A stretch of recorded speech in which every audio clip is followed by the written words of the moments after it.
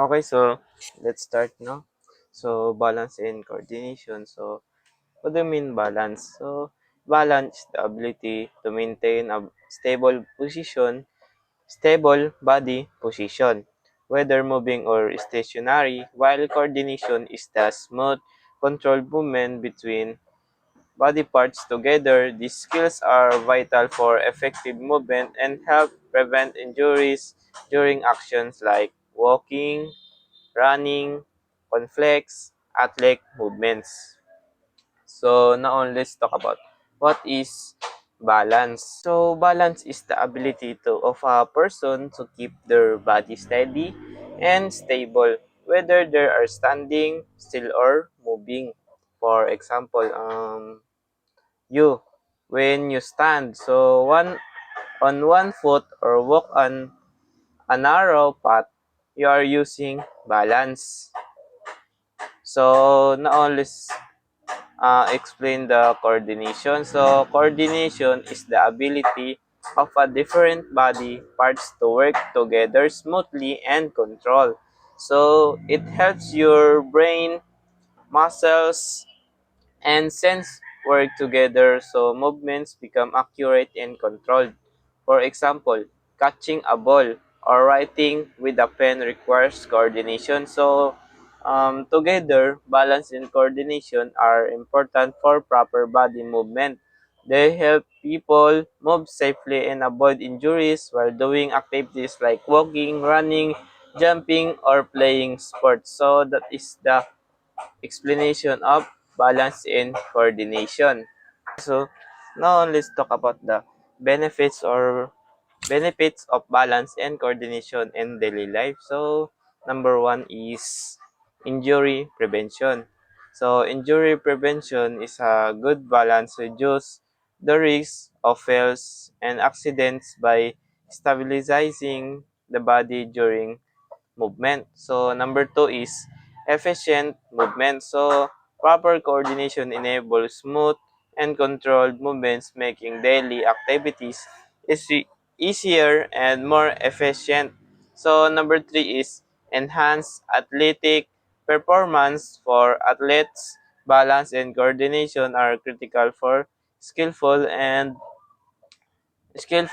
precise movements in sports. So number four is improve body awareness. So it increases proprioception awareness of body position, promotes better posture, reduce muscular strain, and contributes to overall body control. So now on, let's explain the four benefits of balance and coordination in daily life.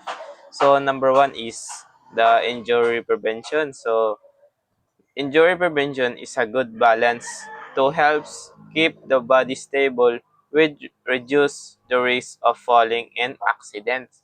So number two is efficient movement. So efficient movements is coordination allows the body to move smooth, smoothly and with control in making daily activities easier. So sa number three naman is enhance athletic performance for athletes. Um, the balance and coordination is to help them perform skills better and move more precisely in sports. So that is the enhanced athletic performance. So number four naman is improve our body awareness. So this increase proprioceptions, meaning that awareness of your body position, it helps improve postures, reduce muscle strain, and control our body movements. So that is the explanation of the four benefits of balance and coordination in our daily life.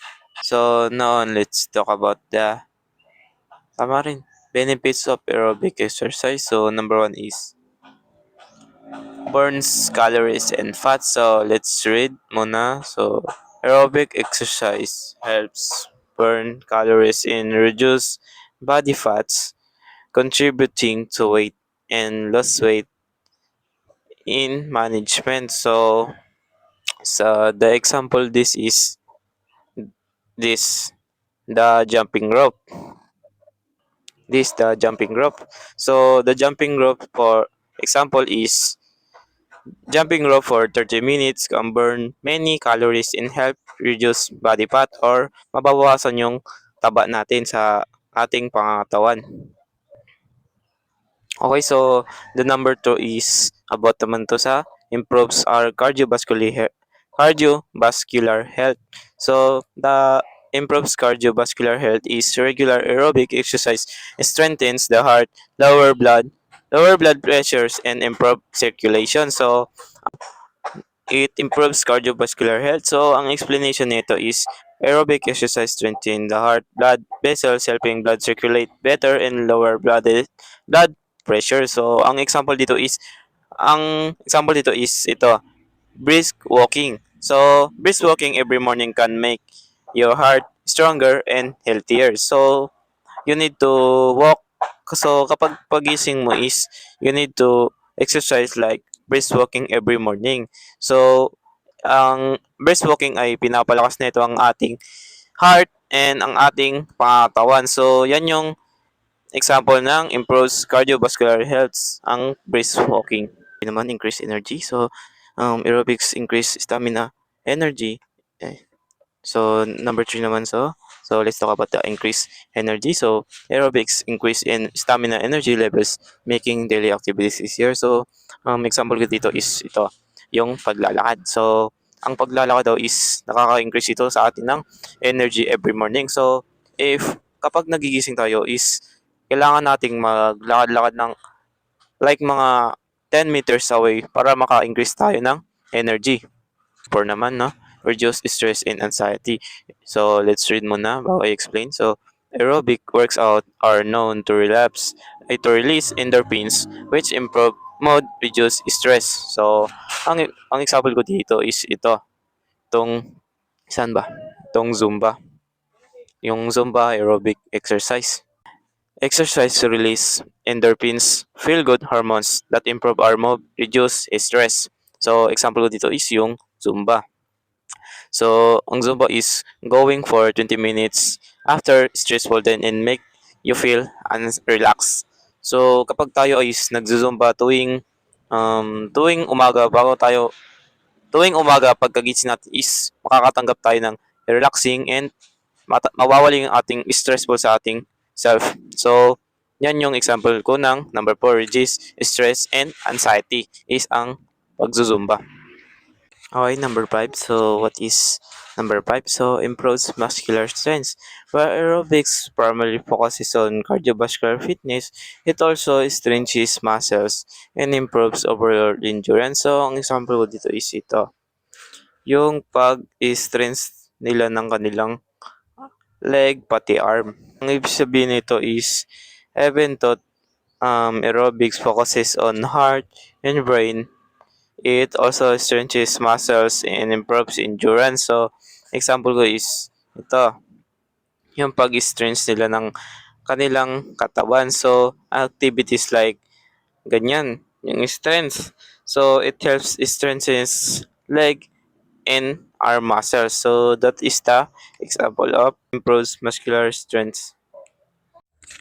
So number six is enhanced flexibility. So many aerobic exercise incorporate stretchings which helps improve flexibility in joint mobility. So ang ibig sabihin nito is the aerobics workouts include stretchings movements that improves our flexibility in joints movement. So example is doing dance in aerobics exercise or steps aerobic exercise. So it helps our body move clearly and freely. So, kaya itong example ko, ito yung pag-stretch niya ng leg niya. So, many aerobic exercise is dumadaan muna sila sa pag-stretch nila ng katawan para mas ganado sila and mamove nila ng maayos yung kanilang katawan. So, that is the example of enhanced flexibility. 7 is support weight management. So, ano nga bang support weight management? In aerobic exercise can help achieve and maintain a healthy weight by burning calories and increase metabolism. So, ito yung example ko. Yung pagsa-cycling, no? So, explanation ko dito is, in aerobic exercise, increases metabolism and burn our calories. So help us to maintain a healthy weight. So example is ito, yung pagsa-cycling. So in cycling is regular helps prevent weight gain. So para matulungan yung ating tamang timbang. So yan yung um, example ko para mabawasan yung ating calories sa ating pangatan to helping us to maintain our healthy weight gain. So that is the example of number 7, is support weight management. Okay, so number 8, improves sleeps, no? So improves sleeps. Regular aerobics activity can improve sleep's quality, allowing for deeper rest. Um, Explanation that people who exercise regularly often sleep deeper and better. So, example ko this is yung ito, walking. Walking in the evening can help you fall asleep faster as night para kasi kung pagod ka sa hapon is makakatulog ka ng maayos sa gabi. So, yun yung example ko sa sleep improves sleeps or matulungan yung ating pagtulog. Okay, so number 9 naman, no? Number 9 is strengthens bones and ligaments. Weight-bearing aerobic exercise such as steps aerobics can help strengthen bones and reduce the risk of osteoporosis. So, ang example ko dito is to walking in stairs. Explanation that weight-bearing aerobic exercise makes our bones stronger and reduce risk of bone disease. So, exercise like this steps, running, or brisk walking strengthens our bones. So, it helps our bones to more healthy and para hindi siya makakuha ng mga sakit-sakit or reduce the risk of bone disease. So, that is the example of strengthens bones and ligaments. So, now let's talk about the aerobic versus anaerobic exercise. So, aerobic exercise like dancing, jogging, or swimming relies on continuous and rhythmic movement, providing the body with a steady supplies of oxygen. In contrast, anaerobic exercise naman includes activities like stretching, training, and sprinting, where energy is produced without the use of oxygen. So, both forms of exercise are important for overall fitness. So, but aerobic exercise plays a key role in improving the exercise, improving cardiovascular health, endurance, and stamina, while anaerobic exercise focuses on building our strength of our muscle. So, ang example ko is ito. So, sa aerobic exercise is activities you can do for a long time while breathing steadily. So, sa anaerobic exercise naman is quick and intense activity where your body works very hard for a short time. So, example ko sa aerobic exercise is 30-minute jogging. So, sa anaerobic exercise naman is 10 seconds sprinting or lifting heavy weights. So, that is the example of aerobic and anaerobic exercise. And yan din yung pagkakaiba nila. So, now on, let's talk about the aerobic and general fitness. So, engaging in regular aerobic exercise is one of the most effective ways to maintain a good health. Exercising at least 120 minutes per week and moderate aerobic exercise like walking, jogging, or aerobic dancing helps both modes control aerobic dancing helps both modes control appetite and improves sleep patterns. So additionally, that it reduces the risk of chronic disease such as heart disease, diabetes, and high blood pressure. Example of anaerobic activities like dancing, jogging, cycling, swimming, and step aerobics. So, in general, fitness means keeping our body healthy, strong, and active.